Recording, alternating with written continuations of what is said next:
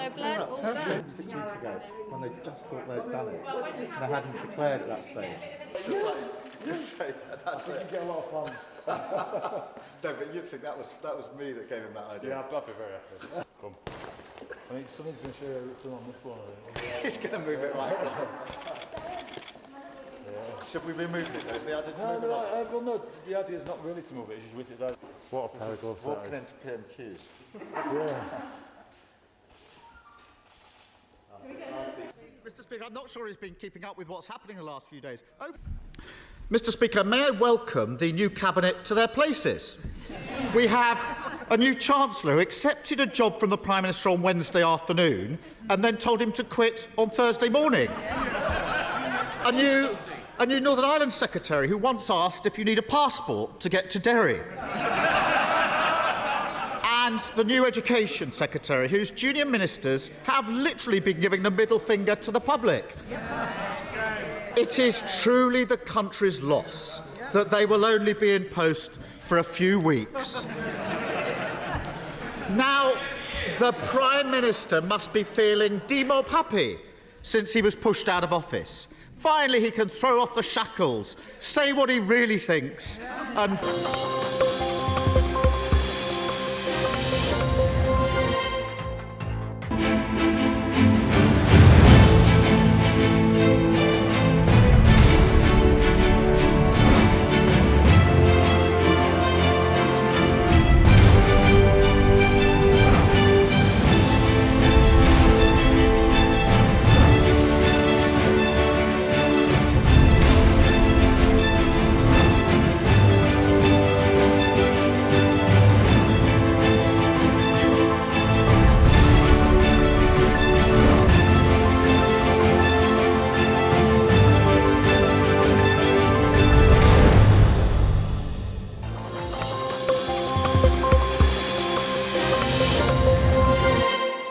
the rules. Now called the Leader of the Opposition, Keir Starmer.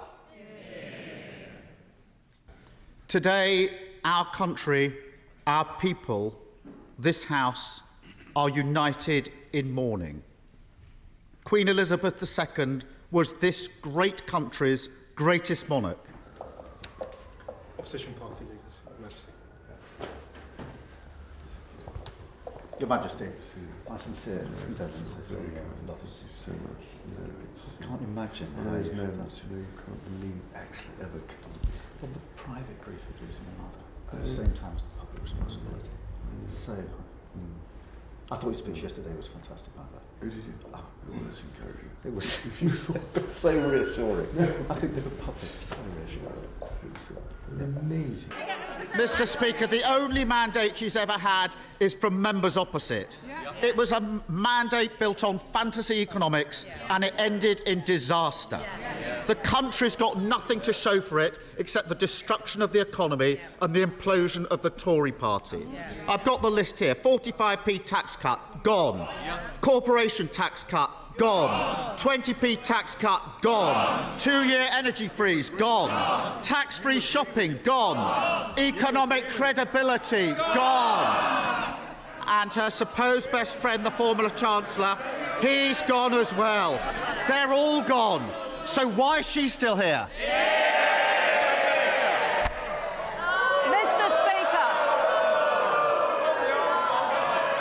Mr. Speaker, I am a fighter and not a quitter.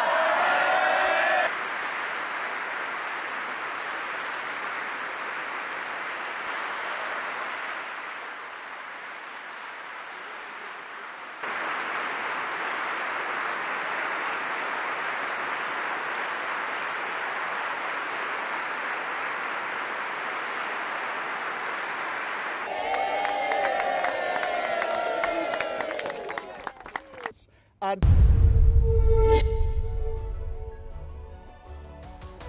Hello, Namaskar. This is First Post and you're watching Vantage with me, Palki Sharma.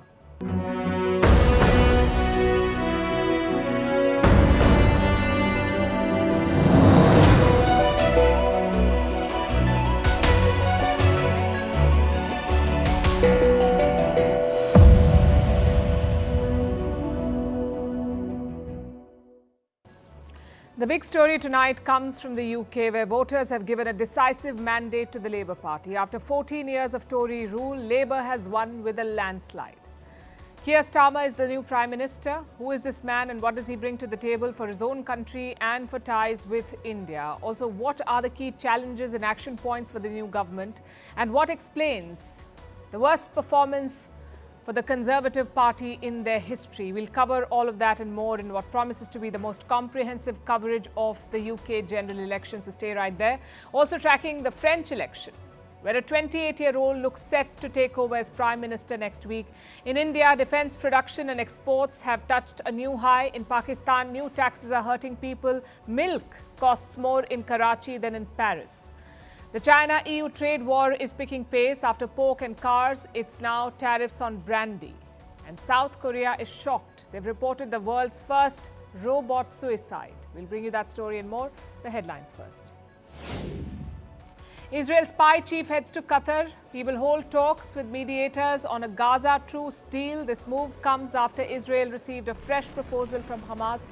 Both sides are under increasing international pressure to agree to a ceasefire. There's been no truce in the war, which began in October, except for a one-week pause in November. Hungary's Prime Minister Viktor Orban meets the Russian President. Vladimir Putin tells Orban that Ukraine must withdraw if it wants to end the war. The Hungarian leader rattled European Union and NATO allies by flying to Moscow. Orban is Putin's friendliest ally in the EU. This week, Hungary took over the EU's rotating presidency. Germany's ruling coalition strikes the 2025 budget deal. The crisis nearly toppled the Olaf Scholz government. But after their poor performance in last month's European Parliament elections, there was pressure on them to reach a compromise. Mali, Burkina Faso and Niger junta chiefs to hold their first summit tomorrow. They want to create a common currency. The meeting will be held on the eve of a summit of ECOWAS, which is the West African bloc. All three countries have withdrawn from that group. And Wimbledon launches an online monitoring service to protect the players. It follows a similar anti-online harassment tool put in place at the French Open last year.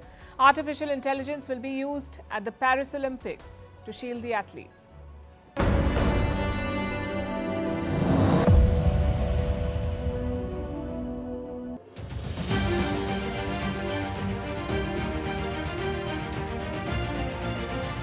To the country, I would like to say first and foremost, I am sorry. A Labour landslide being predicted by Brexit by a catastrophe for the Labour Prime Minister in history. What an amazing reception. We did it!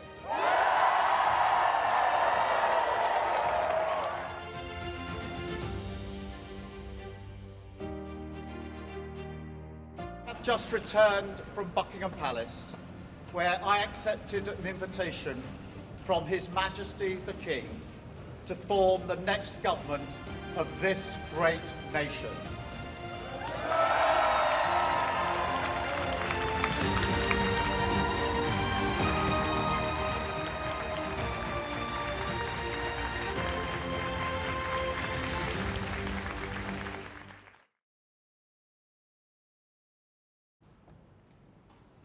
Election results are out in the UK. Rishi Sunak is no more the Prime Minister. His Conservative Party has lost.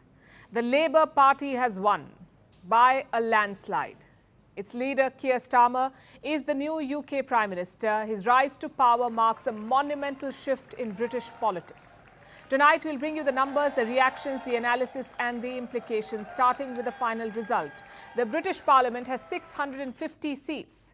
The majority mark is 326. The Labour Party has won 412 seats. It's a historic win for them, one of their best ever results, 412 seats. The Conservatives have been reduced to 121 seats, the worst ever performance for this party, the worst in their history, 121 seats. They were in power for the last 14 years. They're also called the UK's most successful party, but this time they've been wiped out. Their tally has dropped by 250 seats compared to the last election. But here's the interesting part. Compared to the last election, the 2019 election, the Labour Party's vote share has barely increased by just about 2%. And the Conservative Party's right-wing vote has split in at least 180 seats, which accounts for their massive loss. Plus, they've lost 20 points in vote share. So you could say that this is not so much a vote for the Labour Party as a vote against the Conservative Party. So what do we make of this result? Here are the 5 big takeaways. Number 1, with 412 seats, Keir Starmer is very powerful. He is one of the most powerful prime ministers in the UK's recent history. Today, he promised to turn a page to rebuild his country. He said, change begins now. Listen to this. You have given us a clear mandate, and we will use it to deliver change, to restore service and respect to politics, end the era of noisy performance. We'll talk more about Keir Starmer in just a bit, but for the moment, let's focus on Rishi Sunak, the man he defeated. And that's our second takeaway. It's a humiliating loss for the Conservative Party. The British voters have completely rejected them. Sunak managed to retain his parliamentary seat, which is Richmond and Northallerton. It's a Tory bastion, and there were fears of him losing the seat, but he did not. Nonetheless, he suffered a devastating loss, and someone decided to rub it in earlier today. Our democracy possible. I'd also like to thank the police who have ensured that we can conduct this ballot here on the energetic and very... The British people have delivered a sobering verdict tonight, with goodwill on all sides. That is something that should give us all confidence. Well, that was a candidate holding up an L sign right behind Rishi Sunak while he was delivering his concession speech. The L here stands for loser. And the man holding the sign is called Nico Omilana. He's a YouTuber and one of the prank candidates in this election. It was a cheap stunt, but it's also a political reality for Rishi Sunak because he has lost. He's lost his prime ministership and also his party leadership. Today, he stepped down as the leader of the Conservatives. He said sorry, and he took full responsibility for this defeat. I am sorry. I have given this job my all. But you have sent a clear signal that the government of the United Kingdom must change, and yours is the only judgment that matters. I have heard your anger, your disappointment, and I take responsibility for this loss. This result is a total decimation of the Tories. They're out of power and they've lost several safe seats. And that's the third takeaway. The Conservatives have lost 5 seats. 5 seats held by 4 former prime ministers.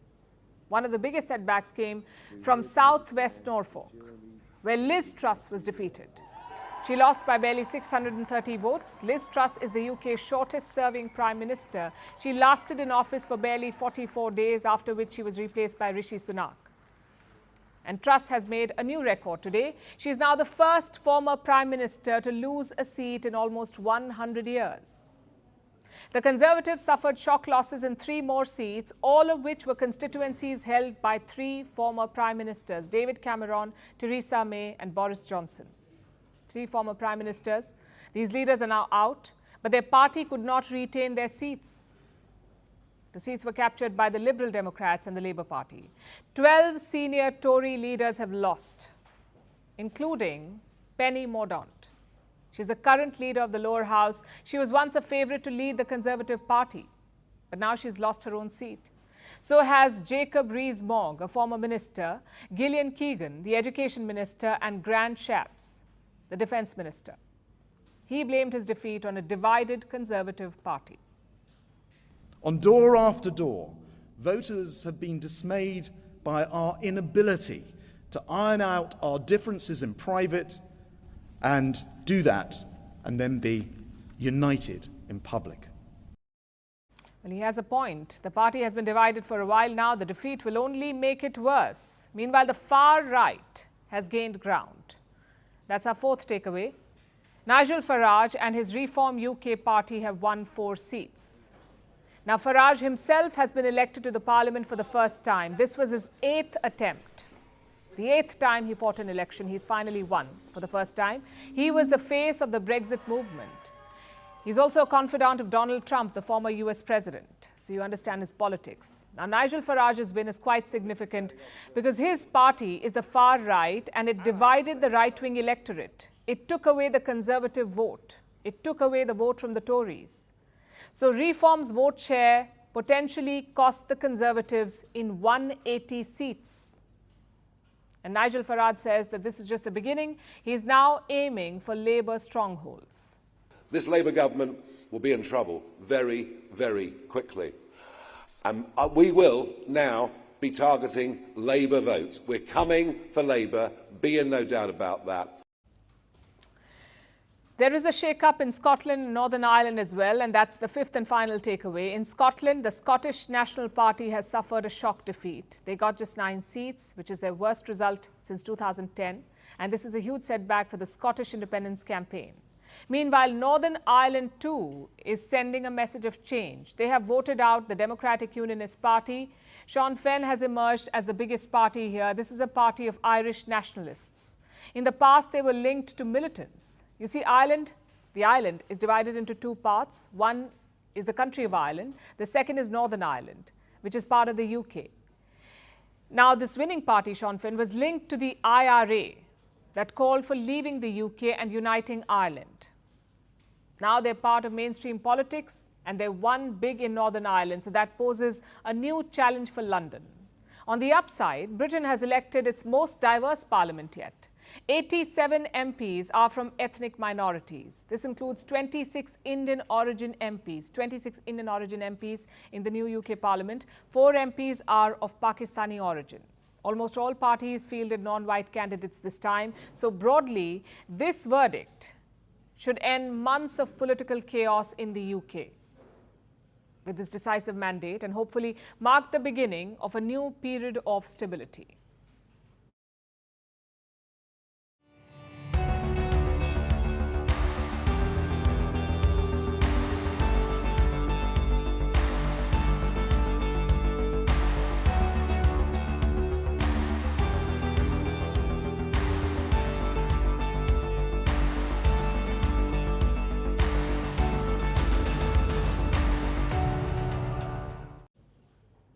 So it's settled. Larry the cat has a new roommate. It's Keir Starmer. In case you did not know, Larry is the most famous cat in England. With the designation of the chief mouser of 10 Downing Street, the cat has had the same address, 10 Downing Street, for 14 years now, while 5 prime ministers have left. Now a 6th one is set to enter, and this is his story. Keir Starmer, who led his party to a landslide win. After the results were out, he addressed a victory rally in London, and he had one thing to say. Change begins now.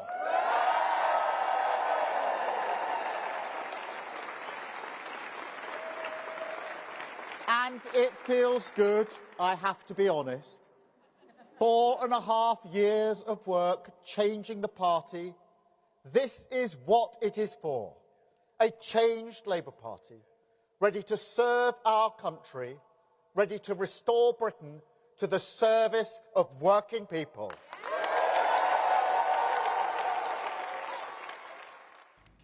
Change begins now. That's his message. We'll tell you what that change will look like. But first, let's look at the man heralding this new era in UK politics. Who exactly is Keir Starmer? How did he become the Labour leader? And how did he script Labour's biggest victory in 2 decades? Starmer was born in 1962 on the outskirts of London. His mother was a nurse, his father was a toolmaker, he had 3 siblings. One of them had learning difficulties. His mother too suffered from a rare disease, and all of this impacted his early life. His family was Labour at the core, which is why he is named after the party's founding father, Keir Hardie. Starmer's upbringing was not privileged. The house he grew up in was quite cramped, money was often tight. Regardless, Keir Starmer persevered. He started at a state school, but 2 years after he joined, it became a private school. Now, Starmer could not afford the fees, but he found a way. The local council sponsored him till he was 16. After that, he went to study law, first at Leeds University and then at Oxford, which was a big deal for him.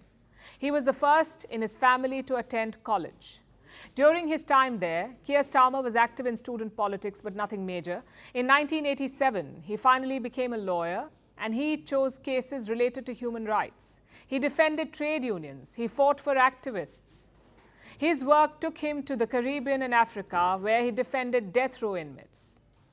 So Keir Starmer is not a career politician. But the pivot began in 2015, when he won from a safe Labour seat, 2015. Fun fact, Keir Starmer and Rishi Sunak became MPs on the same day. And 1 year after he entered Parliament, Starmer joined a rebellion. Labour lawmakers wanted to oust Jeremy Corbyn, the former Labour leader, and Starmer took part in it. That effort failed miserably, and Starmer ended up joining Corbyn's top team. He became the Labour's Brexit spokesman. That stint lasted until 2019. That's when the UK had its last general election, 2019. Labour suffered its worst defeat since 1935. So it was in full crisis mode. Jeremy Corbyn was on his way out, and Keir Starmer succeeded him. He became the leader of the Labour Party, and thus began his struggle. I say struggle because Labour leaders usually lose.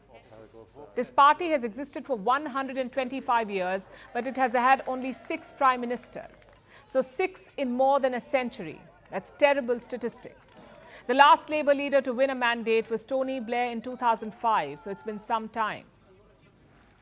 But Keir Starmer had one mission. It was to make Labour popular again. He made some bold moves to achieve that. The party had a reputation of being left-wing. Starmer moved it to an electable centre ground. He purged the Corbynites. He rooted out any form of anti-Semitism. He tightened the economic policy and pitched pragmatism. He promised to put country first, party second. However, no one doubted his Labour roots. After all, he was the party's first working-class leader in decades. Of course, his critics disagree with this assessment. They say that Starmer keeps flip-flopping, that he doesn't have a clear vision for the UK. But criticism aside, what Starmer struggled with was image. He was described as button-up, even borderline boring. He did not have the charisma of his Tory counterparts. No big head of hair, no crazy antics. All Starmer is crazy about is football. But maybe that became part of his appeal. After years of flamboyant Tory rule, perhaps all that people wanted was boring. So I guess that too worked out for him. At 61, Keir Starmer will be the UK's oldest Prime Minister in almost 50 years. We don't know what his term will look like, but we do know one thing that he'll do. On Fridays, the UK's new Prime Minister will not work beyond 6 p.m. Starmer says that is time for his family. He has a wife and 2 children.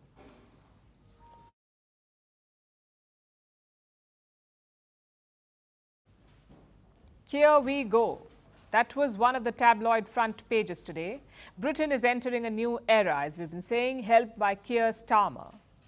It is his day today, no doubt about that. But what about tomorrow, and the day after, and the next 5 years overall?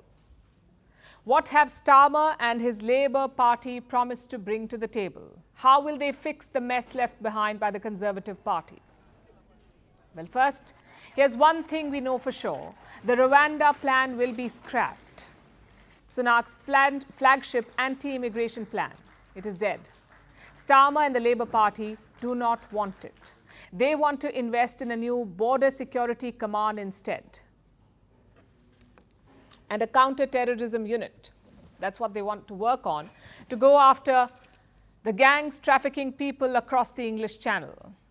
So the Conservative Party's much-wanted deterrence scheme will be scrapped, just like the Labour supporters wanted. I hope, well, first of all, I'm glad Rwanda's being scrapped. But I just hope that projects, they'll think about more long-term. Labour is definitely eyeing the long term, but it's a challenge, considering the state of the economy. Britain's economy has been in the doldrums for years. Last year, it grew by just 0.1%.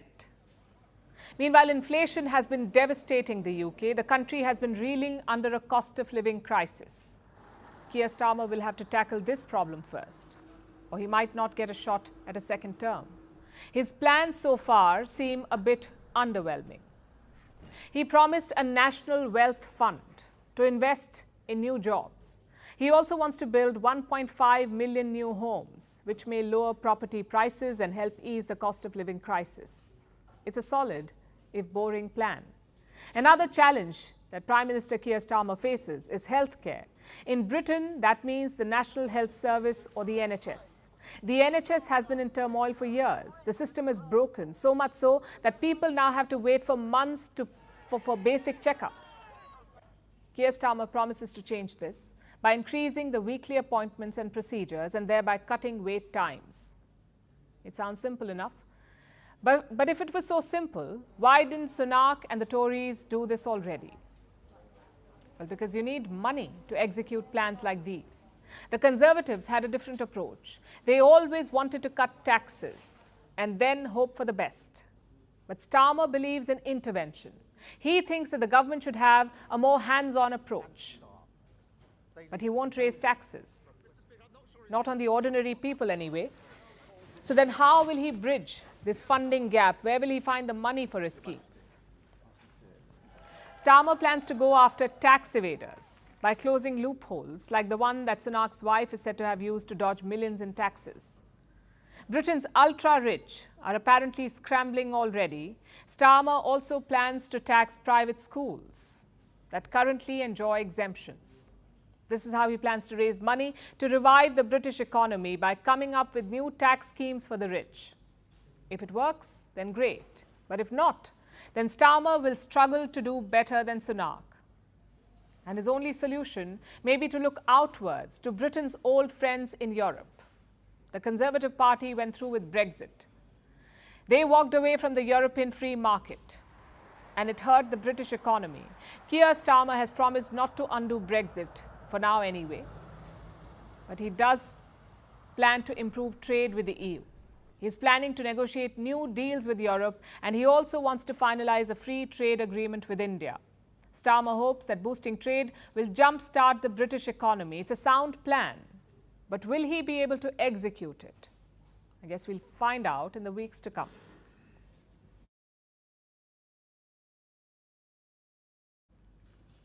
So the UK has just ousted its first British-Indian Prime Minister. Will it have a bearing on ties with India?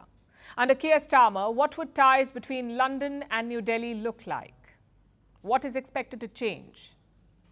Well, not much. It should be business as usual, and that in itself is a big victory. Keir Starmer is keen to maintain good ties with India. He said this on numerous occasions, most recently when he went to a Hindu temple in London. He said, and I quote, "If we are elected next week, we will strive to govern in the spirit of seva, to serve you and a world in need." This was last weekend at the final stage of the campaign. At this crucial juncture, Starmer thought it was necessary to talk to British Indians, to reassure them, to tell them that the Labour Party would work for British Indians as well. Why was this necessary? Because of the Labour's recent history on the matter of Kashmir. They were seen as pro-Pakistan and anti-India, especially the Labour Party leader before Keir Starmer, Jeremy Corbyn. He did more damage than anyone else. Corbyn upturned years of goodwill. Because of his controversial take on Kashmir, he wanted the world to interfere. And obviously this angered New Delhi. And ties between the Labour Party and India hit a new low. This affected people of Indian origin in the UK as well. And this was in 2019, months after Corbyn's statements. The Labour Party suffered a humiliating defeat at the polls. And they decided to introspect. So when Keir Starmer took over as the party leader, he began undoing the damage. Within a year, Jeremy Corbyn was banned from standing in elections. And this year, he was expelled from the party. This is just one of the ways that Starmer tried to reforge the Labour Party. And it helped him bring Indians back into the fold. He's also been denouncing Hindu phobia. Last weekend, he said that there's no place for Hindu phobia in Britain. Starmer was also seen participating in Hindu festivals like Holi and Diwali. It shows his commitment to reach out to Indians. And when I say Indians, I don't just mean Hindus. Another senior Labour Party leader spoke at an event recently. Her name is Annelies Dodds. It was an event for British South Asians, organised by a Hindu and a Sikh group in London. And here, Dodds told the people about Starmer's purge. She said that Starmer, and I'm quoting her, cleansed the Labour Party. He got rid of people who harboured anti-India sentiments. So the Labour Party's outreach seems genuine, and that is a good sign for ties with India. Another good sign was present in the party's manifesto. Keir Starmer wants to work towards a new strategic partnership with India. This includes a free trade agreement, one that Sunak had been trying to finalize. So now Starmer will take over from where Sunak left off. But it's not just trade. Keir Starmer wants cooperation in other areas as well, like security, education, technology and climate change. It's an ambitious agenda, and it would be impossible if India did not reciprocate this desire. Thankfully for the new UK Prime Minister, India too is reaching out, showcasing its willingness to let bygones be bygones. This was the message from Indian Prime Minister Narendra Modi today. He congratulated Starmer on the remarkable victory, and he said, and I'm quoting, he wants to further strengthen the India-UK comprehensive strategic partnership in all areas. So it looks like New Delhi is willing to give Starmer a chance and forget about the business with Jeremy Corbyn. But Starmer will also have to prove himself. India will be watching him, looking at his stance on Kashmir and also on another thorny issue, which is the issue of Khalistan. Khalistanis have long operated with impunity in the UK. They have wreaked havoc in London under the guise of freedom of speech. The Tories were not able to solve this issue. Hopefully, Labour will, and both nations can move forward together. Jeremy Corbyn may not like any of this. He is also an MP, by the way. He won as an independent from his usual constituency. And so this result is, to me, a resounding message from the people of Islington North that they want something different, they want something better. Corbyn will likely try to be a thorn in Starmer's side, but hopefully he won't be able to derail the new Labour-India equation.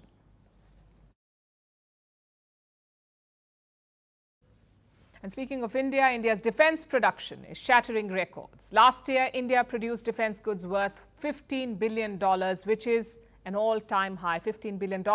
Defence exports have also increased by more than 30%, which is another record. India's push for indigenization in the defence sector is gaining traction. But New Delhi still has a long way to go towards achieving full self-sufficiency in defence. Our next report tells you more about the progress so far. This is an AK-203 Kalashnikov assault rifle, one of the most premium guns in the market for arms. In 2021, New Delhi secured a deal with Moscow. It wanted to make this weapon in India. 3 years later, these guns are finally in the hands of the Indian Armed Forces. The Indian Army has received an initial lot of 35,000 rifles. They were made in a factory in Amethi, a district in India's northern state of Uttar Pradesh. India is the first foreign customer to produce the AK-203. The plan is to produce 70,000 guns in all. In the first phase, many of the parts for the gun were imported from Russia. But eventually, India will be producing this weapon with 100% localization. Such partnerships are the cornerstone of India's major push to ramp up its defence manufacturing. The approach is finally bearing fruit. In 2023, India achieved some major milestones in defence production. It produced military equipment worth well over $15 billion. This is the first time India has crossed this threshold. Indian Prime Minister Narendra Modi termed this development as encouraging. He's betting on an expanding defence ecosystem to boost India's self-reliance in defence. Traditionally, defence manufacturing in India has been dominated by public sector entities. But the government is slowly changing the shape of India's defence production. It is being opened to the private sector. By April 2023, the government has issued over 600 licenses to more than 350 companies. This includes big players like the Tata Group, Larsen & Toubro, the Mahindra Group and Bharat Forge. They are manufacturing sophisticated defence equipment like transport aircraft, artillery guns, rocket launchers, even radar systems. The private sector is being supported by an expanding defence ecosystem. As of last year, there are around 14,000 micro, small and medium enterprises or MSMEs and 329 startups which are engaged in defence production.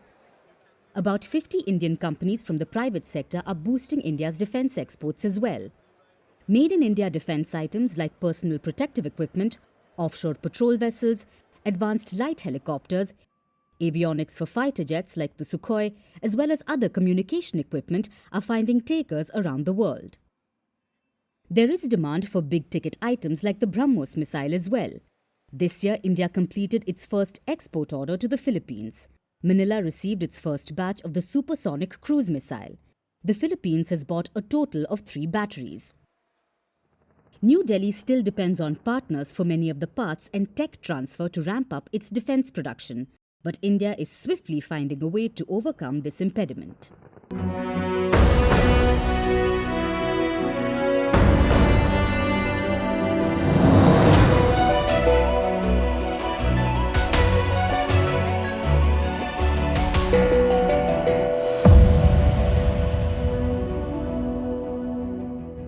Mistake. We are on course for a Labour majority at the next general election.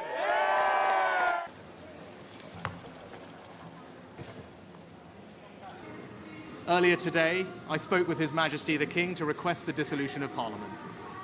The King has granted this request, and we will have a general election on the 4th of July.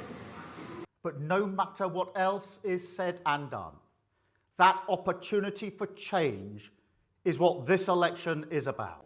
But a vote for Labour is a vote to turn the page on all that. A vote for change.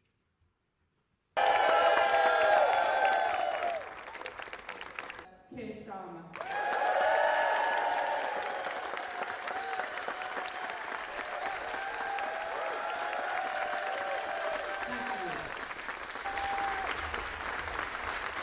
If you want change, you have to vote for it.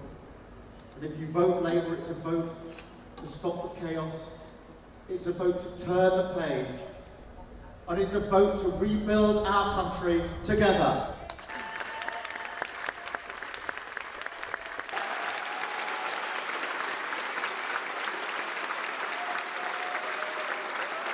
Thank you. A rebuilding that...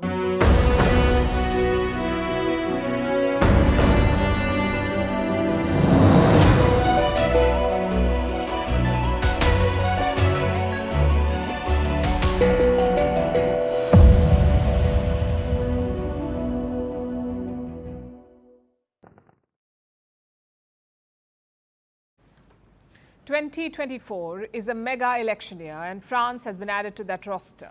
Quick primer. The European Union held parliamentary elections in the month of June. President Macron's Renaissance Party lost. Marine Le Pen's far-right National Rally won. And it was a blow to the French president, so he took a gamble. President Macron decided to dissolve the parliament. He called for snap elections. There was no need for it, but I guess Macron was hoping to pull off the impossible. It would go down in history books if it worked. But right now, it's more or less backfired. Last Sunday was the first round of voting. The far right got 33% of the votes. Macron's centrists got 21%. So clearly the far right had won, but they did not get a majority, which is why there's going to be a second round. It's on the 7th of July, which is this Sunday, and Macron has gone missing. He's not been seen in public for some time now. Maybe he needs the alone time. After all, his move could lead to the win of the far right. But while Macron is silent, someone else is speaking up. This man, Kylian Mbappe. He's the captain of the French football team. Mbappe has called the results, and I'm quoting, catastrophic. The striker wants people to vote. He wants them to keep the far right away. It's a passionate appeal. But it may be too late for that, because polls show that the far right are on course for a victory. And if that happens, they will be in power for the first time since the Second World War. So it's a big deal for France. But how did the far right manage this? One man is being given credit, Jordan Bardella. He is just 28 years old. By next week, this time next week, he could be the Prime Minister of France. I intend to be a Prime Minister of a cohabitation government, respectful of the Constitution and the office of President of the Republic, but uncompromising about the policies we will implement in the service of France and the French people. Who is this young leader, and how did he make the far right appealing? Bardella is the son of 2 Italian immigrants. His family was not well-to-do. He was raised by a single mother. He was brought up in social housing. He lived in a Paris suburb where crime was common. It's a stark contrast from most French politicians. Most of them come from money and privilege, but not Bardella. That did not stop him, though. At the young age of 16, he joined the National Rally. Soon he got into the Sorbonne University. He was pursuing geography there, but in the middle of the course he dropped out. He chose politics over education, which brings us to his political career. Bardela's rise up the party ranks is a fascinating tale, mostly because it happened so fast. He first, in fact, became the party spokesperson. In 2019, he was the lead candidate in the European Parliament elections. At that point, he was only 23 years old. But Marine Le Pen was impressed with him. She treated him as her protege, someone who could take the National Rally forward. So in 2022, he became the party leader, the first person outside the Le Pen family to hold this position. It is, like I said, a remarkable rise, and Bardella has one key advantage, which is his age.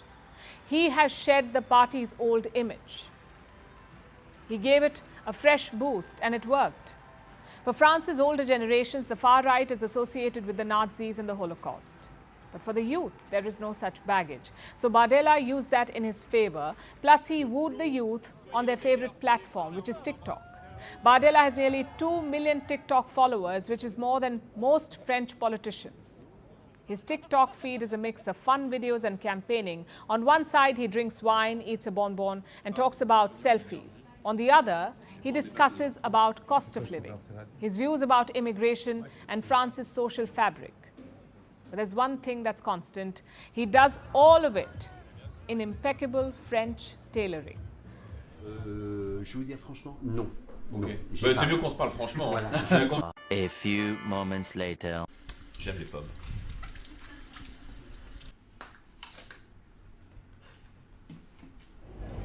Je pense que sur TikTok, ils sont dans les stars TikTok pour les edits avec Attal.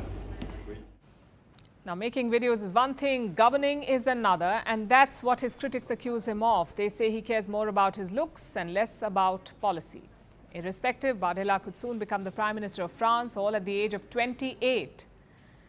But will it be a poison chalice for him? Well, history has the answer. In the last 50 years, only one French Prime Minister has gone on to become president, and that was Jacques Chirac. So can Bardella defy those odds? We'll be tracking his story for you.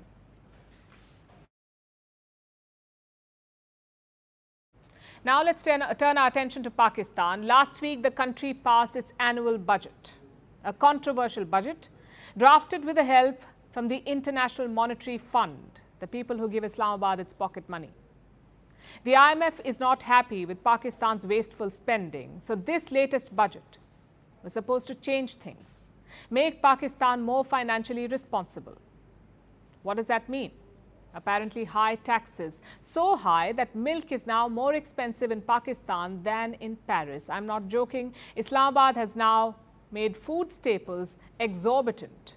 Milk is costlier, wheat is costlier, even essentials like fuel are more expensive now because of all these new taxes. So you can imagine the outrage. Here's our report.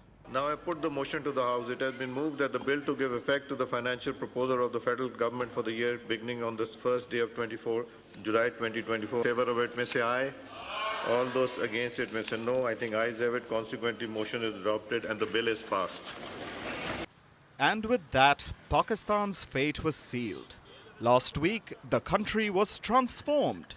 It is still a poor, low-income nation, but now the people pay high-income nation prices for basic goods, sometimes even more. A litre of packaged milk in Karachi now costs 370 Pakistani rupees. That's about $1.33. The same milk costs $1.29 in Amsterdam, $1.23 in Paris, and $1.08 in Melbourne. So, the people of Karachi now have developed world prices with their old world Karachi infrastructure. How did this situation come to pass? Well, as they say, Rome wasn't built in a day. It took time and effort. The same can be said of Pakistan. It took years of financial mismanagement and frivolous spending to dig the hole the country is in. They have been borrowing money for decades from everyone. China, the Gulf states, the International Monetary Fund, you name it, and Pakistan owes them money. But now, the lenders are fed up, at least one of them, the IMF. Pakistan is approaching them again this month for another loan worth between $6 to $8 billion. The IMF looks set to lend Islamabad money again, but it had some conditions. The most important was a budget that would improve the country's finances. And that is how Pakistan wound up with high-income nation prices. But it's not just the IMF's fault. Pakistan did have a choice. They could have chosen to cut their government spending, to go for austerity. But instead, Islamabad went the other way. It increased its budget by 25%. So to fund this new spending spree, it also decided to hike taxes by a whopping 46%. That is why milk is so expensive now, and wheat. The price of wheat will rise by 5 to 7 Pakistani rupees per kg, causing hardships for the most vulnerable sections of society. The price of food staples going up will lead to inflation. So will the hike in fuel prices. Pakistan has imposed a 0.5% advance turnover tax on petrol pumps, meaning that they will be double taxed. They will pay both before and after they make a sale. This is why petrol pumps in Pakistan were on strike today. And they aren't the only ones angry with the government. Islamabad is cracking the whip on tax evaders. The government has blocked over 200,000 SIM cards. They'll be reactivated when the SIM card owners pay their taxes. This hasn't gone down well with the general public. Tax से निकलवाया जाए, काली बहरें निकालें जो tax चोर हैं, बड़ी-बड़ी मिलें हैं जिनकी बड़े-बड़े ताजर हैं, ये बहुत बड़े जो बिजली चोर हैं, जो पैसा ही नहीं देते, कोई एमएनए है, कोई मिनिस्टर है, कोई वजीर है, पहले तो उनके ऊपर टैक्स लगाए ना, वो तो माफ करवा जाएंगे. And that sums up the situation in Pakistan perfectly. The elite walk away without paying their fair share, and the average person is left holding the bag, paying for the government's mismanagement. Now let's talk about China and the European Union. They could be headed towards a full-blown trade war. Brussels is moving ahead with its plan to block imports of Chinese EVs, and Beijing is responding in kind. Let's bring you the latest. This week, the European Union started imposing tariffs on Chinese EVs.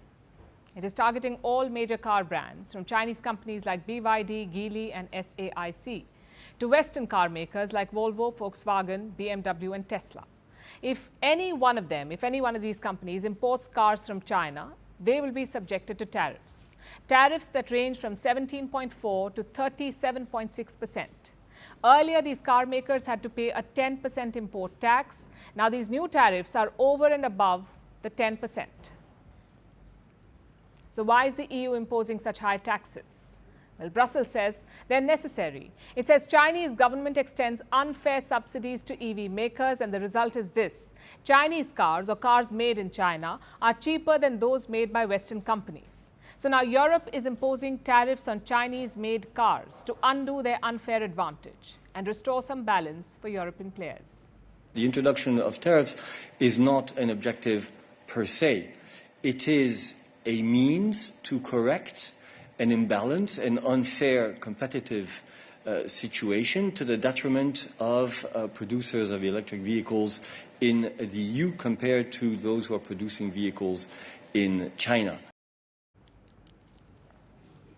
Last month, Brussels and Beijing began discussions. The goal was to find middle ground to avoid a full-blown trade war. But there is no deal yet.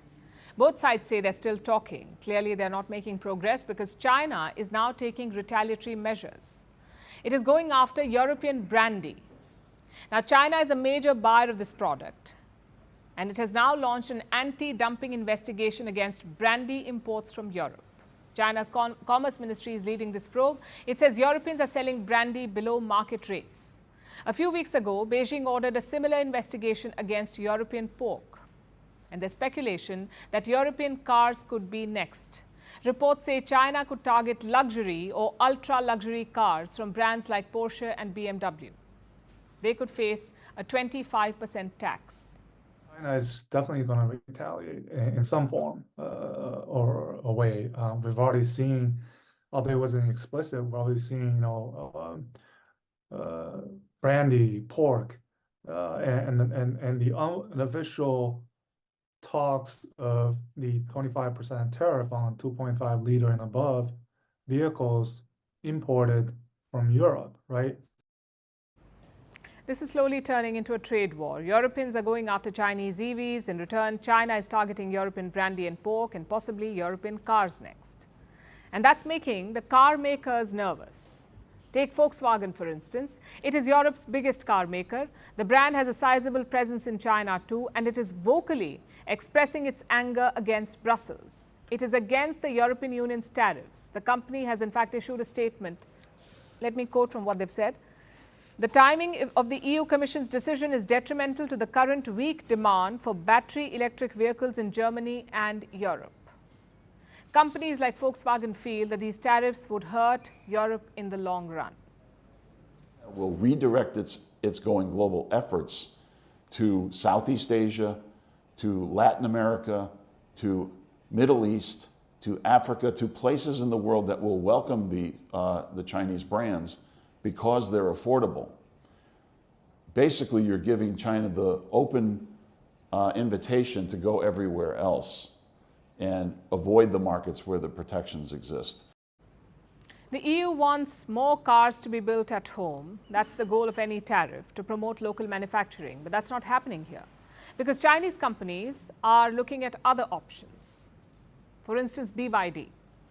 They've opened up a new EV factory in Thailand, BYD. And how does it help them? By producing in a third country, Chinese companies hope to bypass European sanctions. So instead of sending their cars from Chinese factories directly, they plan to build the cars in third countries like in Thailand and then ship them to Europe from there. Brussels, after all, cannot keep slapping tariffs on everyone. So it needs a better plan to tackle Chinese oversupply.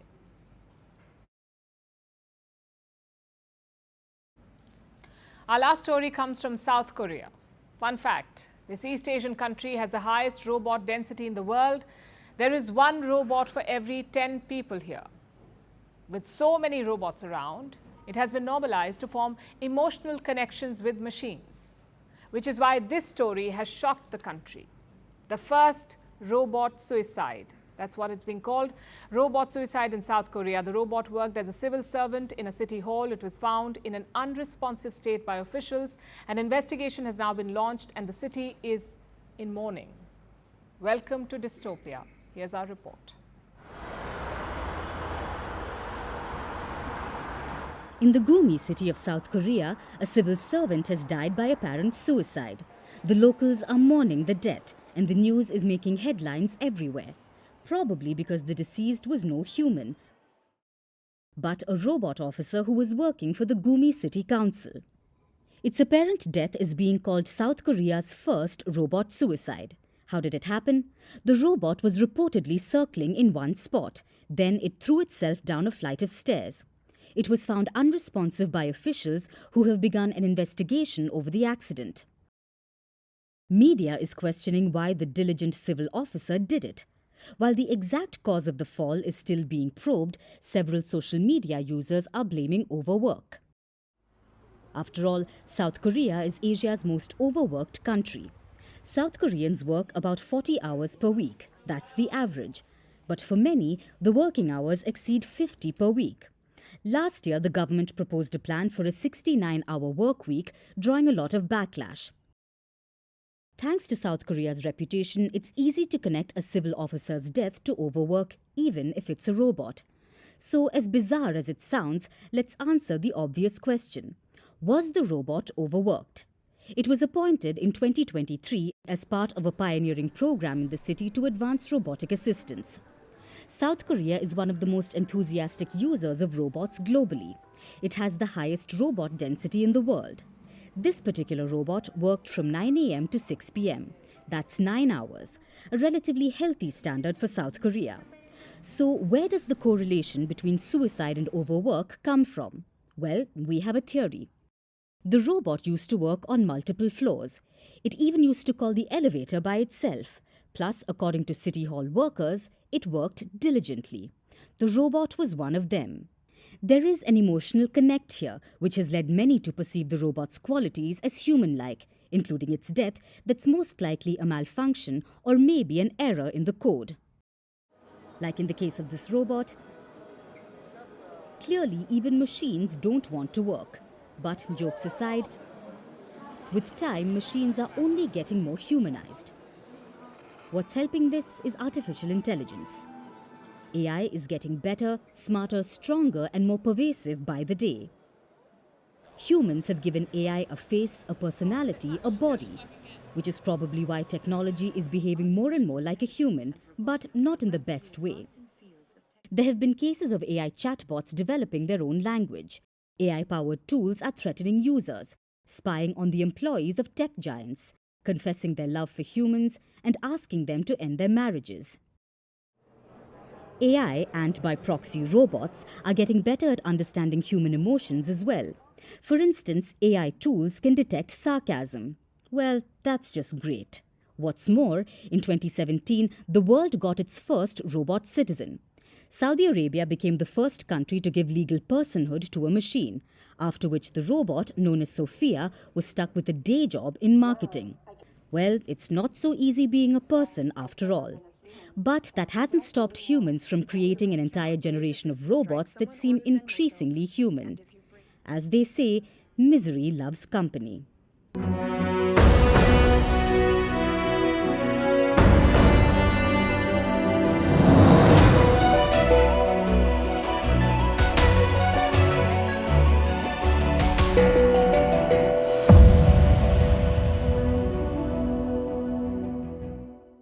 First and foremost, with new choices on economic growth.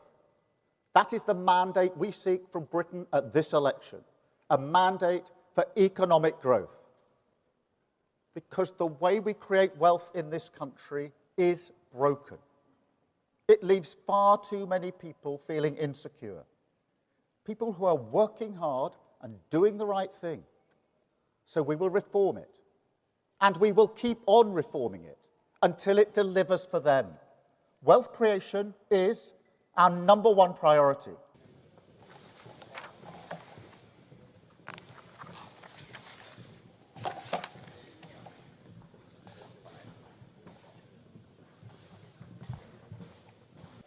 Rishi Sunak, Conservative Party, 23,059.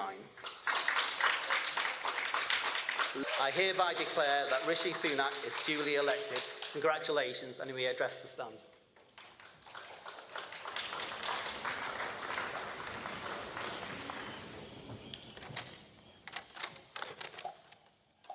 Good morning. Could I start by thanking the returning officer and all the team who've been working here at the count and at the polling stations today. You make our democracy possible. I'd also like to thank the police who have ensured that we can conduct this ballot here in North Yorkshire, but also across the country in safety. On this difficult...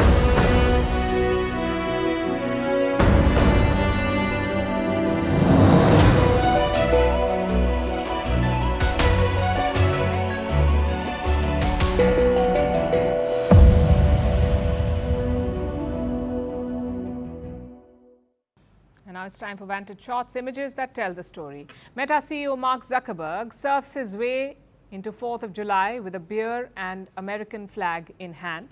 Fireworks light up the skies over Washington, D.C. for the U.S. Independence Day.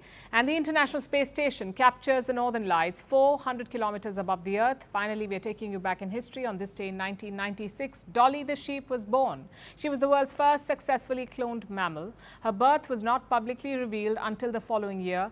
The announcement led to a frenzy in the world of regenerative medicine. We're leaving you on that note. Thanks for watching. Have a great weekend.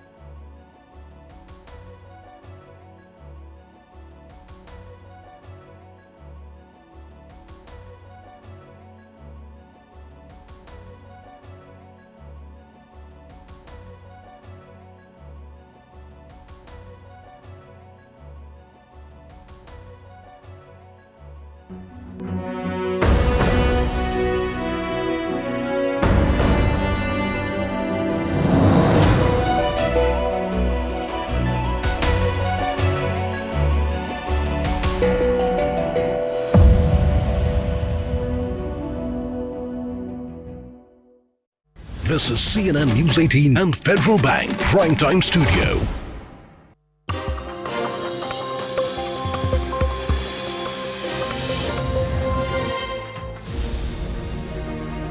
The Labour Party has won this general election, and I have called Sir Keir Starmer to congratulate him on his victory.